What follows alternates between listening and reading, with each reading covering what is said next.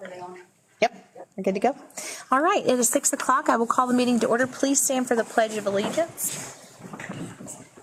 I pledge allegiance to the flag of the United States of America and to the republic for which it stands, one nation, under God, indivisible, with liberty and justice for all. Hey. We have a stand-in city clerk tonight. Will you call roll? Cash. Here. Shack. Here. Caudle. Here. Baldwin. Here. Oosley. Here. Littleton. Here. Thank you. We have the minutes from our previous meeting of January 13th, 2026. Motion. Second. Questions or discussion on the minutes? Okay, please call roll. Cash. Yes. Shack. Yes. Caudle. Yes. Baldwin. Yes. Oosley. Yes. Littleton. Yes.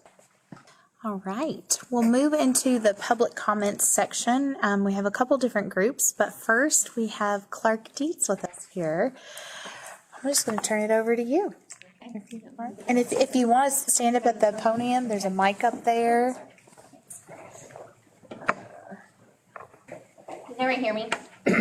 So I'm Sherry Mulkins. I'm with Clark Dietz Engineering. We're a full-service engineering firm. We have offices here in Kentucky and Indiana, in Michigan, Illinois, and Wisconsin. So we've been here for about 6 years. We've been around for about 70 years. So as Drew likes to say, we put lines on paper and make all of those pretty and do all of those things. But what we really like to be is a trusted advisor to the communities within Kentucky. I haven't had the privilege to re-meet Laura again, our mayor again. I met her as she was Laura when she worked for Harold White Lumber. I was with the World Trade Center, and they won our International Trade Award. So it was exciting to see her. And I met Edna at a bike conference here. So I was really excited to be able to have the chance and the opportunity to possibly work with the city of Morehead in Rowan County. So I worked with Bob Helton. A lot of you guys may know Bob Helton in my previous roles. And so I was really interested in the economic development of the city of Morehead. So it's exciting to see where Morehead has come. When I first came here from 2012, and the growth in the community is really exciting. When we first came to Morehead, the mayor and Edna and the fire chief and the police chief and Rodney took us around, and we went from one end of the city to the other end of the city and wanted to hear all the dreams and thoughts and plans and all of, kind of, if you throw up fairy dust, and it came down, what would the city look like, and what would, it was exciting to see that. So we would love the opportunity to meet with you all and be able to help with any of the projects that you may have. But again, what we want to be is the trusted advisor. So if there's things that you need clarification on, you really don't know. No, Edmund's called us many times and said, what do you think about this? What about this? What about that? So thank you for being here, letting us be here today, and we're really excited. So thank you so much for the opportunity. Thank you. Thanks, Drew. And Clark Dietz you may be doing it again, was a sponsor for the Leadership Academy through the Kentucky League of Cities. And yes, we are doing So, it again. okay. Yes, we are. So I think we have 2 people from the city doing it this time around. So I had a great chance to interact with them through that. And then now we'll have that. So great. Thank you all. Okay. Next we have Kayla Patton. Yeah. Okay. And with Round Recovery. Yes. So is there a place I can plug this up? That is a Jenny and Bill question.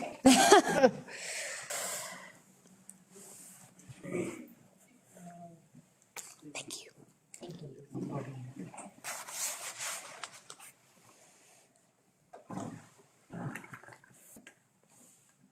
Everybody needs a bill. Right. Thank you. Does he do house calls? Price is right.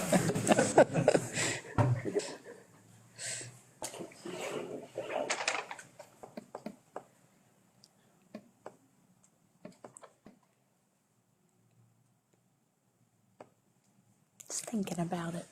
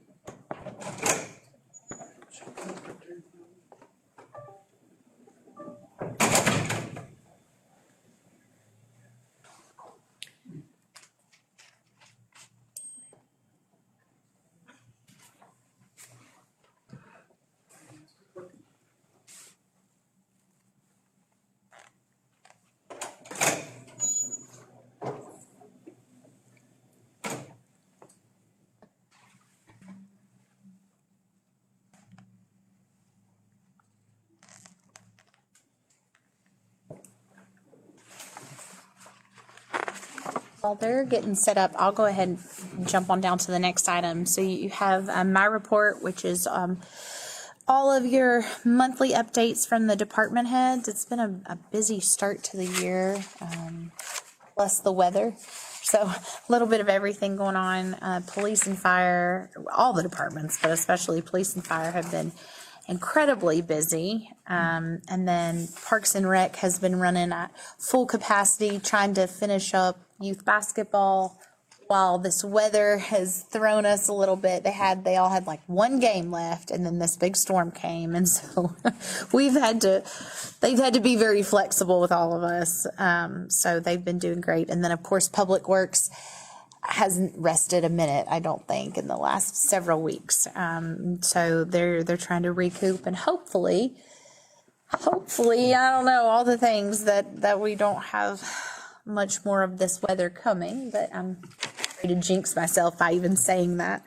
But they all did a tremendous job, all of the departments. They always work together well, but they continue to do so through this storm and keep our roads pretty good shape, especially compared to some other cities on the news. I won't point out anyone, but they did great. Yep. So do you all have any questions for the department heads?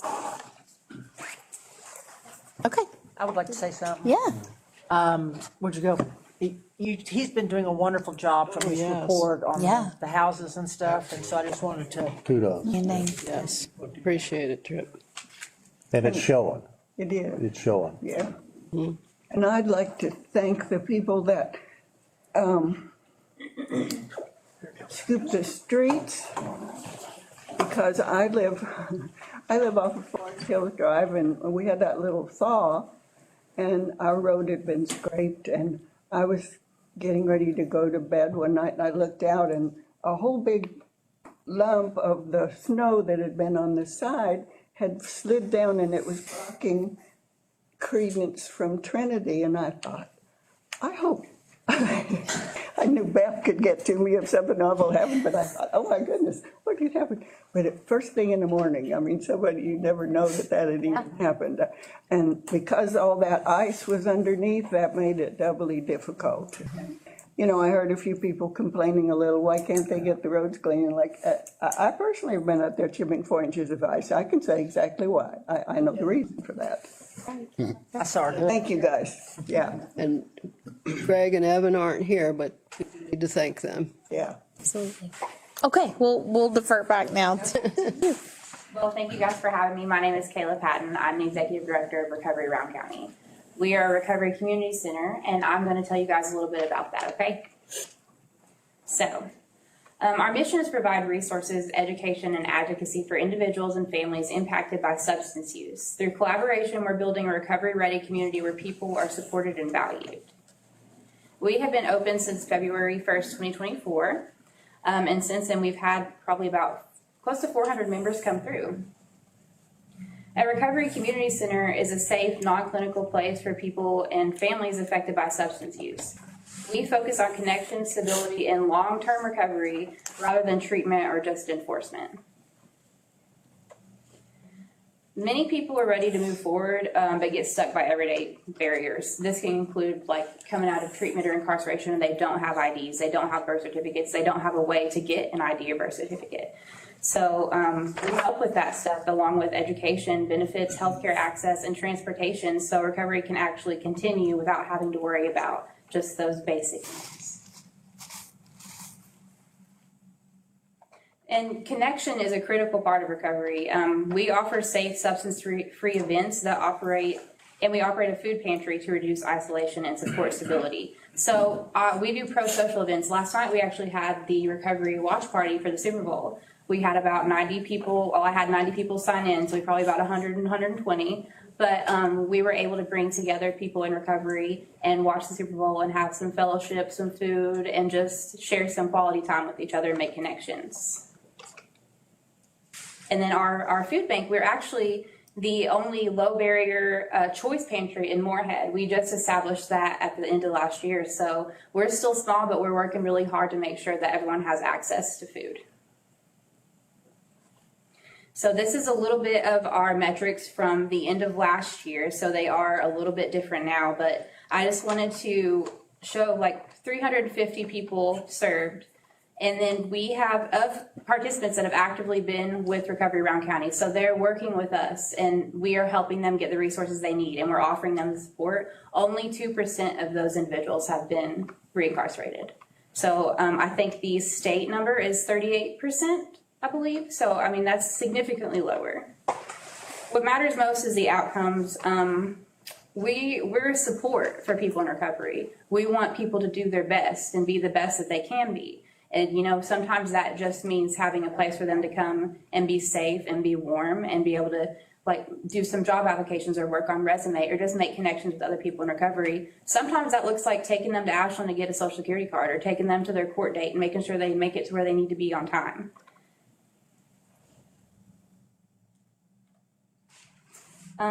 We partnered with Fletcher Group.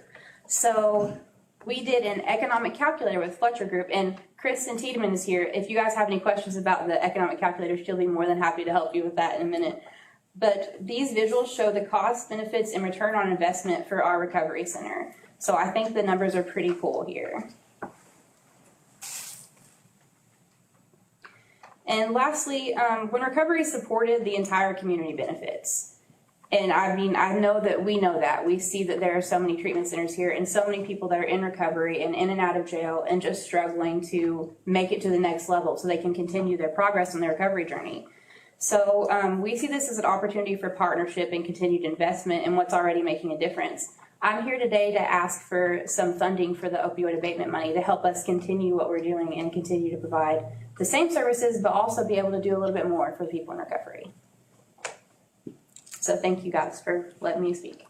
Thanks, Kayla. Thank you.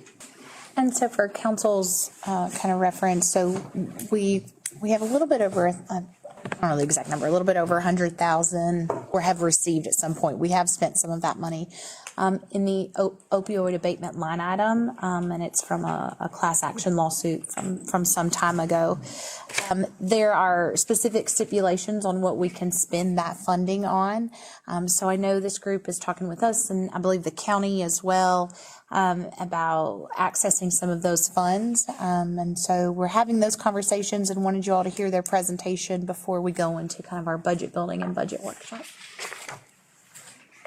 Do you have any questions for that? Well, would you be using those funds for your usual general? Yeah, general operations, but we're also going to use those funds to expand the support that we can offer. So our main thing is we work with community partners. If someone needs an ID, we're going to try to find a partner that can do that. And if they can't, we're going to catch them or that last filter at the bottom and make sure they get it. So we want to work with the community partners, but we're also going to support them if we can't find a resource to support their needs. And the community partners would be like? Welcome House, Gateway House, the Opportunity Center, DCBS, just anybody. Okay, great. Thank you. You're welcome. And just real quick, in Kayla, in supporting a program like this, 1 year of services for 210 individuals, the direct cost savings, the return on investment is $12.44 for $1 invested. And how that's determined is 20% of that is determined through avoided criminal justice and healthcare costs. Because when these individuals, such as myself, aren't in jail or aren't in the emergency room from an overdose, I'm saving money. And then the 80% is the social benefits, which is the value of reduced premature morbidity, right? Premature death. So the total benefits, I mean, it sounds crazy. 210 people are served a year. Total benefits is $6 million out of, because of that 210. Net benefits, $6,047,000. The Fletcher Group is this, the economic calculator that was developed has been peer reviewed. Economists have said, yeah, that it's right, and it's a way to be able to determine how individuals that are in recovery can benefit. In Appalachia, the average is $74,000 a year for 1 year of an individual in recovery. So, anyway. Thank you. We do focus on helping individuals regain gainful employment as well, further their education. So those costs are spread across local, state, and federal dollars, obviously, but, those occupational expenses come straight to us.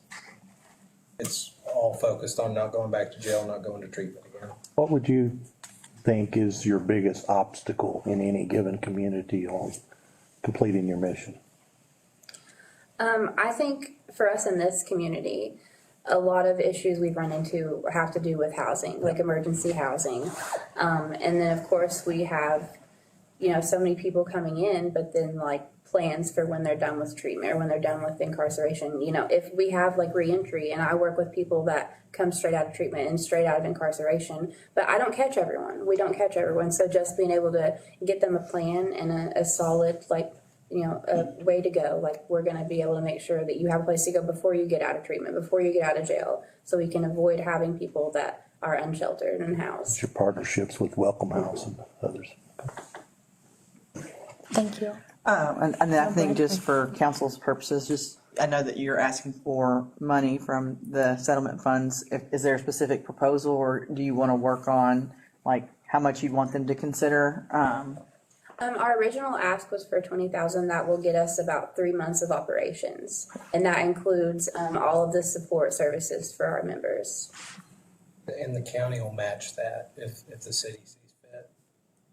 Or maybe if the county gives 20,000, maybe the city will match what the county is gonna do.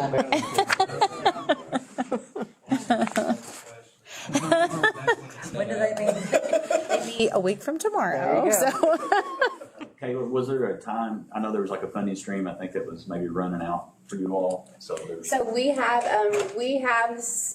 able to sustain through the summer for sure, partially through August with the funding that we have now. So this would allow us to get like through the rest of the year likely, and then we would be able to investigate different avenues. And that's bare minimum services, though. That's, as far as like helping with housing or the first week or two of recovery housing or helping somebody get an apartment or anything like that. That's very minimal amount of, that's bare minimum support. But it's support. And the housing is important because when someone leaves treatment, if they go into a sober living or a recovery house, they go into it in debt. Because they will let you come there, but you have so long to find a job. But right off the bat, you're $150 in the hole, and every week it adds to it. So if we're able to cover that original cost to get them in there, they're not so behind. And I don't know about you guys, but when I'm behind on a bill or when I know I owe someone money, like that's super stressful. So to be able to just take that one less thing off of their plate really does a huge deal for them. Your Honor, this may be a question for our work session, but they're asking for 20,000 of a percentage of what we've been allocated to give. Do we have plans for the other, or is that We do. other agencies? Or? No, I think you're the first agency to ask. Now, the police department, fire department, and EMS have access to those funds first and foremost, and so we've used them for the creation of the overdose leave behind kits, things like that, and then we're one other thing that we're kind of looking at, and we actually met today about, was the code enforcement and compliance piece of some of the recovery and treatment homes, having, whether that's tied into existing code enforcement or whatnot, there's a funding connection there too. Okay. So yeah, lots of things for y'all to think about. Any other questions? Thank you all. That was really great. Thank you. We will move on to item 7, our quarterly reports. Oh, sorry. Yep. Oh, yep. Sure.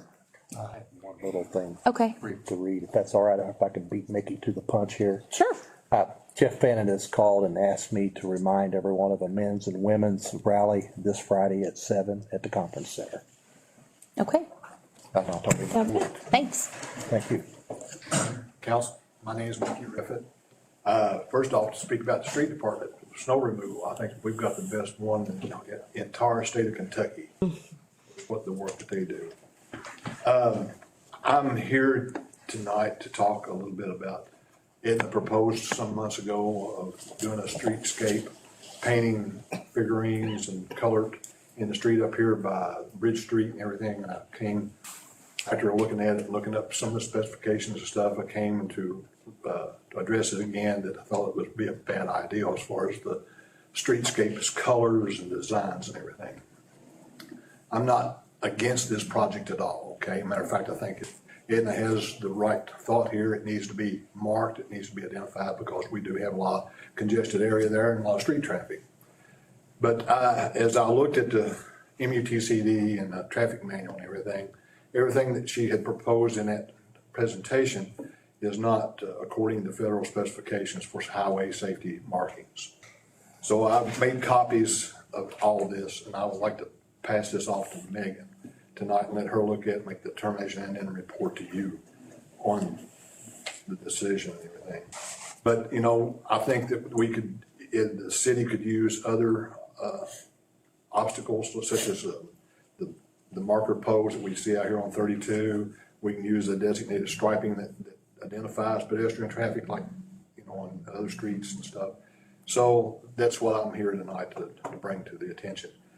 And where I get the information, of course, I spent time with the highway department, and I knew where to go to look this up. But she had mentioned that she had got approval and talked to engineering out of Flemingsburg. I knew both section supervisors that are licensed engineers. They've been working with them, with State Highway, for over 20 years. So I went and spoke with one, and then went back and spoke with him. He didn't know what I was talking about, so he done a little question and answers in a little meeting over there that he had himself. And the department says that it's not on the roadway that they police, right, Edna? Correct. But they didn't speak in favor to do this because of the concern and liability issue. So they were leaving that up to the city.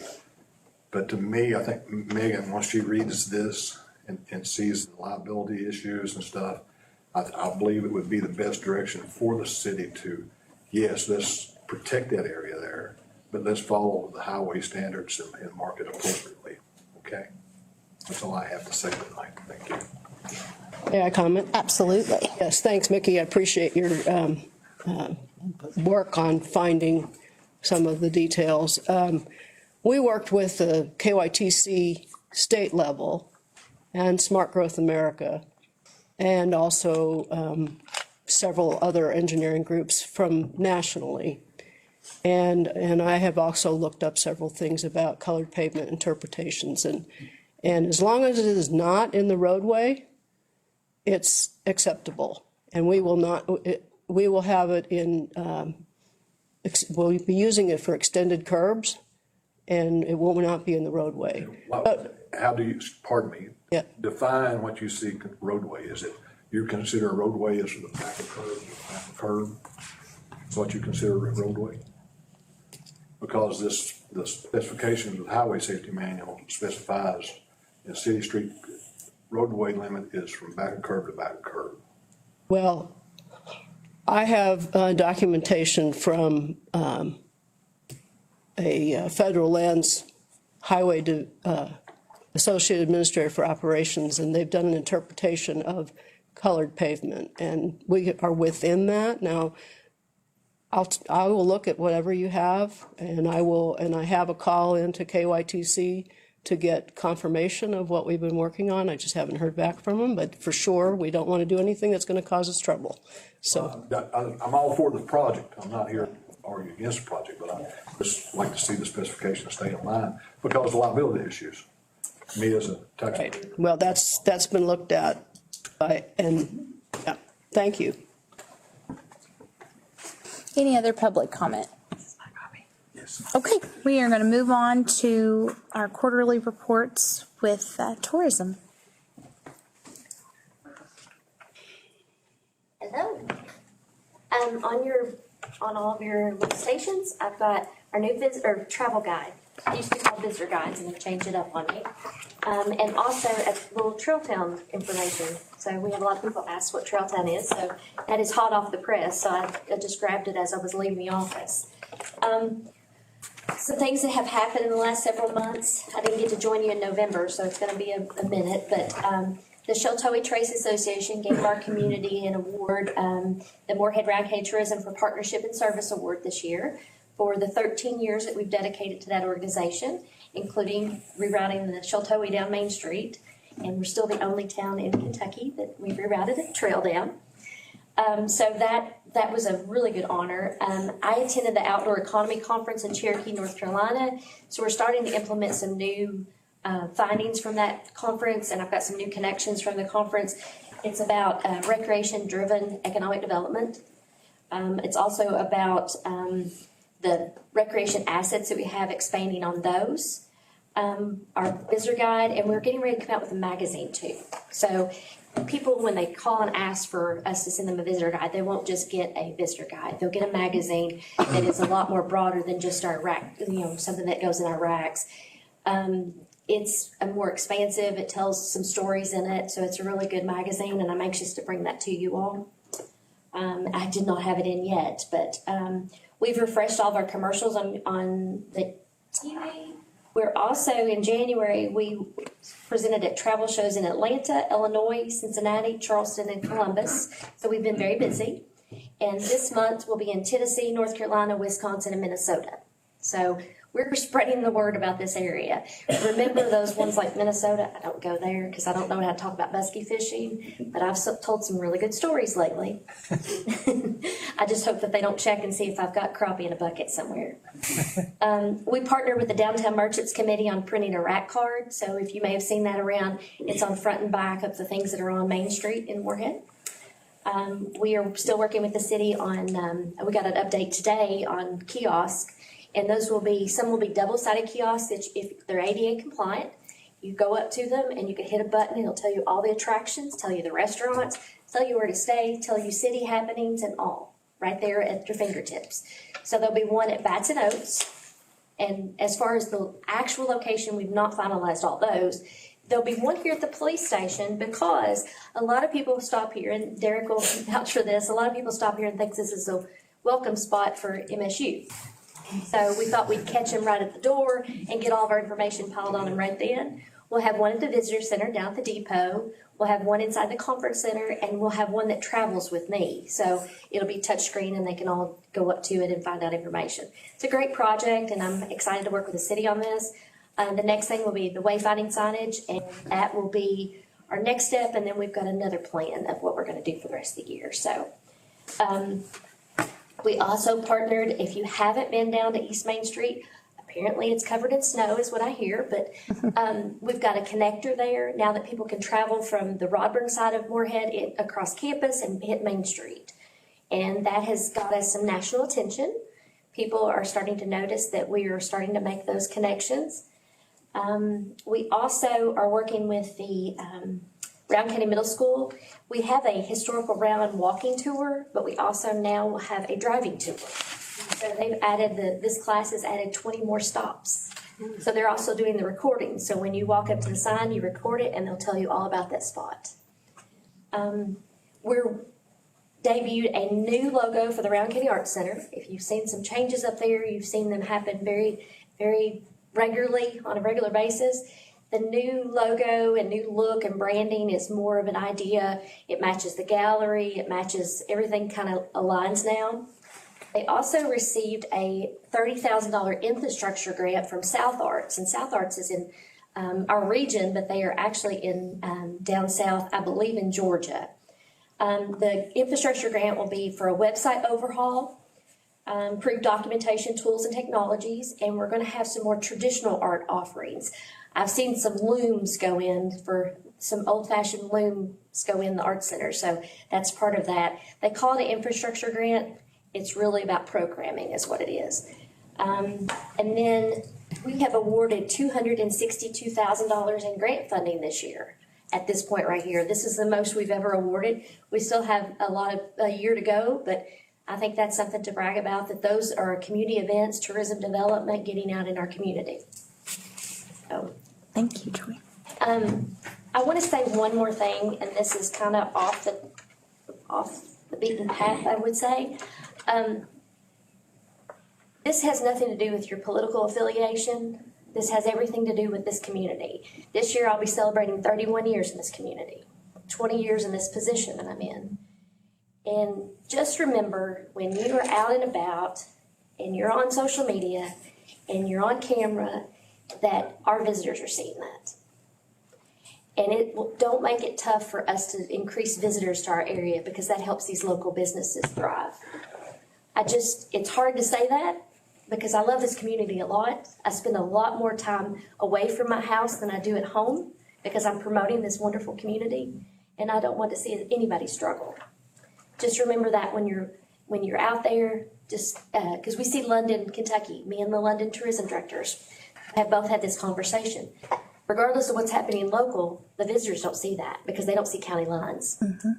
And it looks bad on Kentucky, not only the cities that they're in. So I do ask that you remember that and tell your friends. I'm sure it's on social media right now, but I just want to be an advocate like I've always been for this community, and I want us to all look good.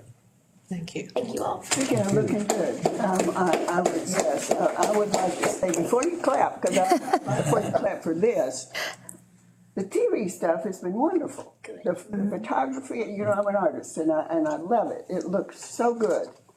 And it captures the beauty of this area in a way that photography has been good in the past, but I believe this is the best that we have seen. Good. And I would like to comment that a friend of mine from Michigan somehow drove through here and got that little book that you put my picture in. Contacted me over that, and I hadn't heard from him in 20-some years. I love that. So, yeah, I love so it was a blessing. Thank you so much. But you guys do a great job, and thank you. Thank you. So now you guys can clap.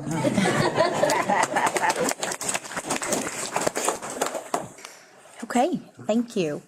We will move on to item 8, future growth, development, and projects for the city. Put your city planner hat on now. We have a variety of different building permits this month. Pretty good amount for dismal January, weather-wise. Couple of nice, a really neat. If you guys remember Royal Berkeley coming and talking to council, he's building a really neat barn structure on his property there. It's a pretty cool thing. Let's see, got a sunroof addition. We've got a permit application for the new dental clinic on First Street.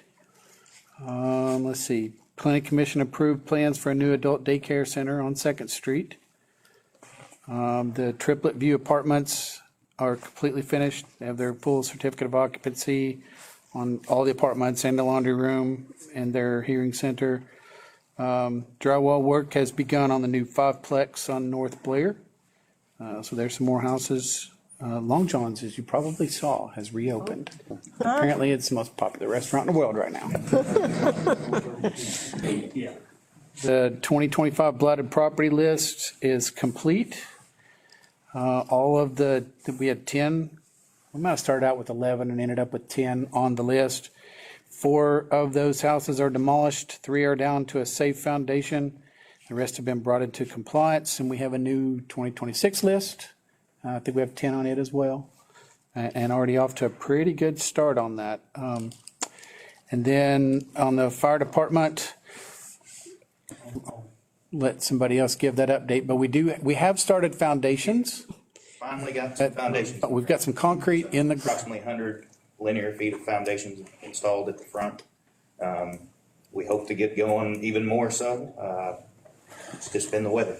So as soon as we can get the weather, we will be digging and pouring foundations as quickly as possible. So. Thank you. Great, great, great, great. Quick question, how's the Questions? senior citizen care coming along? of course, I'm not doing that inspection, but it looks like they're just about finished. They have an ice skating pond, don't they? Sorry?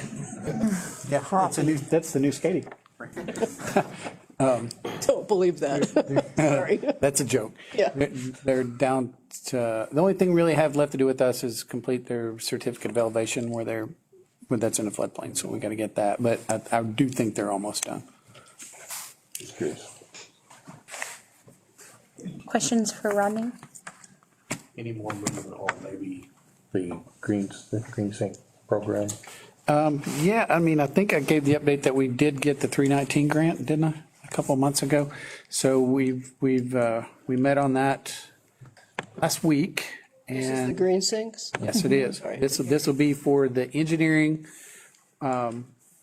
for one, and hopefully a little more, another one, green sink. And then the next phase will be, trying to secure some funding for construction fees. So yes, we have been making progress. Yeah, we'll be putting out a RFP in the next month or two. Okay. Do you have any other updates on the fire station? Anything we missed? No? Not as of right now. Perfect. It's just weather-related delays, and hopefully we were up there trying to clean off the entryways there, to be able to get out and get going on the site as soon as we can get thawed out. So hopefully that's this week. That's my hope. Good deal.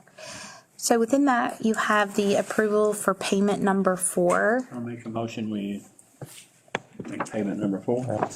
Okay, questions or discussion? Okay, please call roll. Cash? Yes. Shack? Yes. Cottle? Yes. Baldwin? Yes. Boozley? Yes. Littleton? Yes. All right, under the general business agenda, unfinished business, the first item is the second reading of an ordinance of the city of Morehead, Kentucky related to snow emergency, snow removal, and snow emergency routes. Motion. Second. Timely, isn't it? When you watch TV, you appreciate the fact that we are in the process of doing Yes, this. very much so. Absolutely. And it's a first step. Absolutely, absolutely. Any questions on this ordinance? Do we have any more interested parties? We had. We have 2. Yeah, we have 2. No more. No more than that, yeah. Yeah. But we did,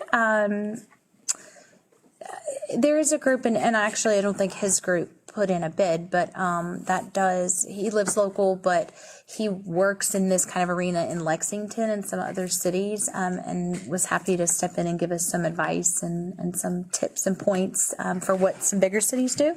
And so I think that may be a good avenue for us to at least do a little bit more research. Okay, please call roll. Cash? Yes. Shack? Yes. Cottle? Yes. Baldwin? Yes. Boozley? Yes. Littleton? Yes. Thank you. Under new business, the first item is a resolution of the city approving and authorizing the mayor to execute the memorandum of understanding with the Gateway Area Development District for snow removal, schedule, and web mapping project. Motion. Second? So that is, that part of that was the second packet piece that you all got emailed today. And we also have Ben from Gateway here with us. So if you have questions, and then Rodney is another person who can answer your questions on this. Yeah, and we have someone from Gateway here if you have any questions about it. I don't know how deep you've been involved in this one, but I can answer some questions about it if anybody has anything. but I've talked to Robin quite a bit about it. We could either do a basic map and say, show it, present it, or we can kind of dip our feet into the world of GIS and get our own ESRI license. And ESRI is the kind of the, what would you say, the bedrock for all the GIS information layers. Yeah. And so if we do that, this kind of opens up the door for us to do even more with our city mapping. So we can, I'm not saying we have the ability to jump into this today, but at some point we could map potholes or sewer lines and plant board has all that, but there's just a lot more things we can do with it. So it costs a little bit more than the basic mapping level, not that much more, but we'll be a licensed ESRI user and can do more with it going forward. Like in real time, what streets are. Good, yeah, paving schedules. I mean, there's just so many things. And just to elaborate a little bit more on that, any data that we have, we can incorporate into layers or whatever we be contracted for this dashboard. Right. And if you all have data that you would want to provide, we can use that as well. Right. So it's going to be a good thing. Okay. No other questions? Please call roll. Cash? Yes. Shack? Yes. Cottle? Yes. Baldwin? Yes. Beasley? Yes. Middleton? Thank you. Item 2 under new business is the first reading of an ordinance adopting the City of Morehead, Kentucky annual budget for fiscal year 7/1/2025 through 6/30/2026 by estimating revenues and resources and appropriating funds for the operation of city government, amendment number 2. So moved. Second. So everything was outlined very nicely by Helen. I think it had an orange or a yellow line, so you could see the adjustments there for it. Any questions on that? Oh, just a description of why we need to do a budget amendment. There are funds that have come in. For example, for the Smart Growth America project, Bluegrass Realtors reimbursed us for everything that we spent prior to December 31st, and so that has added to our pocket and into that line item. So that's an example of the kind of things that have come in. And then we've shifted around or cleaned up a few things like salaries for particular people that have changed since we wrote the budget originally. Does anybody want to add anything to that? We had a tower that had some significant damage, and so we actually had insurance money received for that, so we have to reflect that in there. I think there might be some other grant money additionally in there. Opioid money. The opioid money, yeah. We that money, we just open the mail one day and a check is there. We don't typically get much of a notice. Sometimes we get an email. And we might get an email, we might not. Sometimes the check just shows up. So those are all reflected in there. All right. If there are no other questions, please call roll. Cash? Yes. Shack? Yes. Cottle? Yes. Baldwin? Yes. Beasley? Yes. Middleton? Yes. Thank you. Does council have anything else before we go into closed session? I would again like to thank our departments, especially the police department. As many of you probably don't know, I used to be a law enforcement officer, and I know how difficult it is to traverse through all this snow and ice, and I think they've done a job way above the call of duty in providing services. You see the law enforcement officers out in their vehicles all over town in the middle of 4 inches of ice, and I think they deserve a public thank you for the efforts they put into that. Yeah, absolutely. On those SUVs so we can get around. You don't think that they go a little better than the Crown Vic? And a fire department as well. This last 2 weeks, I have gotten more comments from my constituency than I've ever had. And I want to share with the city council that those comments have been overwhelmingly positive for the work of the city council. Overwhelmingly positive for the work of the city council. Overwhelmingly positive for the work of the city council. And we don't often hear that. And I'm a little tired of the negativity, and I would echo what Joy has said. But it was it was reassuring to me, and I counted them. 37 people contacted me, and in a month's time, as I've said many times here, if I get over 10, I bring it to council attention, because that shows me that people are concerned about something. But I've never gotten 30-some. And it was overwhelmingly to say, thank you for the work of the city council. I know that there's a lot of ugliness being said out there, and some of them address that. Yeah. So I think we can take heart. I certainly did from those comments. And that's why I said it 3 times. I think it's important when someone says you're doing a good job to accept that comment. Absolutely. Thank you. Thank you. Yeah, thanks. And so I will tag on to a little bit of that. I'm glad you said that, Mike, about the police and fire department, because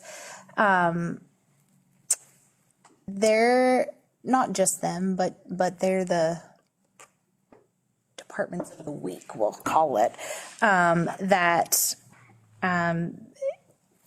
Anytime there's an election coming up, people on the city, employed by the city, get nervous. Why wouldn't you, right?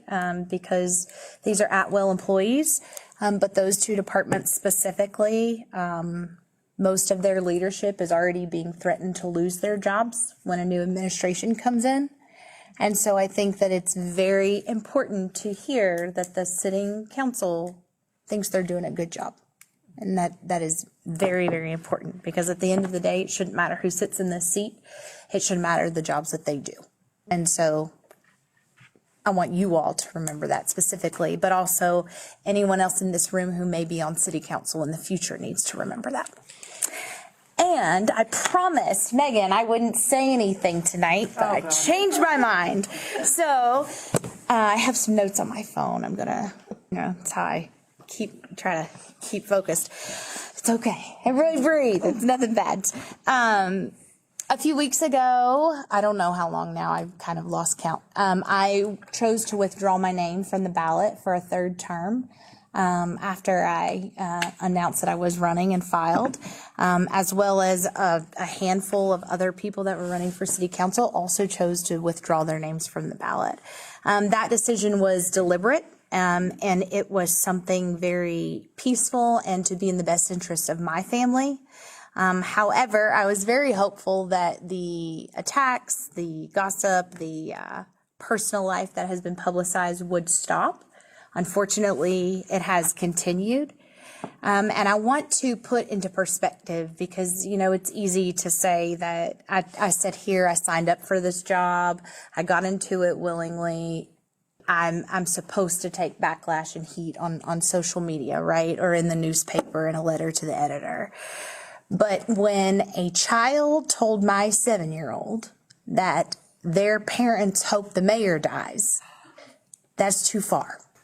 Amen. And that is not acceptable, and it is, I don't know if Joy's here, it is not a good reflection of this community. That's right. So that's one of the many reasons why I will not be seeking a 3rd term. It's time for me and for my family to be left alone. I am no longer a candidate, so there is no need to keep putting my personal life out there. Or the idea that people are voting as a block or signing up as candidates for a block. Mm-hmm. I love this place. When we decide to run as candidate, and some of the calls I got were defending me. Sure. And I don't need it, because I don't back down. The people that know me know I don't back down. I don't back down. I'm one tough old gal most of the time. Until I heard that story, and one of the comments was about your boy. Mm-hmm. And there's no worse place in the world than the middle school for that kind of thing, and the schools. And when adults who should know better are willing to put that stuff on Facebook and in the newspaper, it's not what Morehead is about. It is not what we want to be. It's not what we want our children to be, or our grandchildren to be. It needs to stop. So when you're writing this stuff, or even reading it or commenting on Facebook, have a little grace. and say, please stop this. It's not helpful. People are working hard to try to keep this city operational. Thank you. So I think you just finished what I was going to say. No, that's good. That's very, very good. Ms. Baldwin, we're going to call you back to make those comments. That's right. That's exactly right. And so I'll kind of sum up what I had left was that, Morehead's better than that, and it's time for Morehead to start acting better than that. I hope that that energy is redirected towards doing good things, towards leadership, towards serving this community, because it's time for people to start doing the right thing and being good people. With that, I need a motion to go into closed session.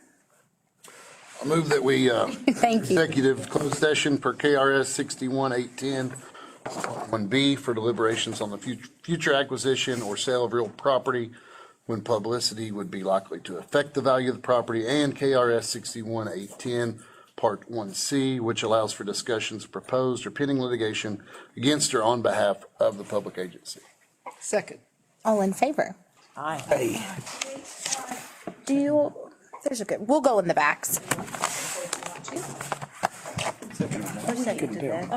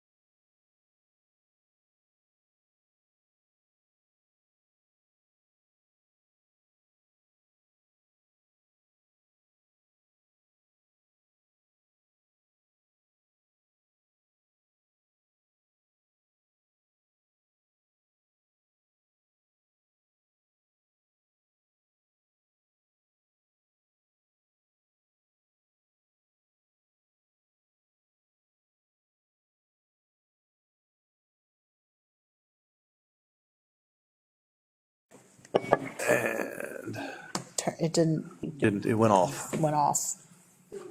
Yeah, Oh. there we go. And I will make a motion that we come out of executive session. Second. All in favor? Aye. Anyone have any other city business? Okay, is there a motion to adjourn? Motion. Second. Two of them. All in favor? Aye. Thank you all.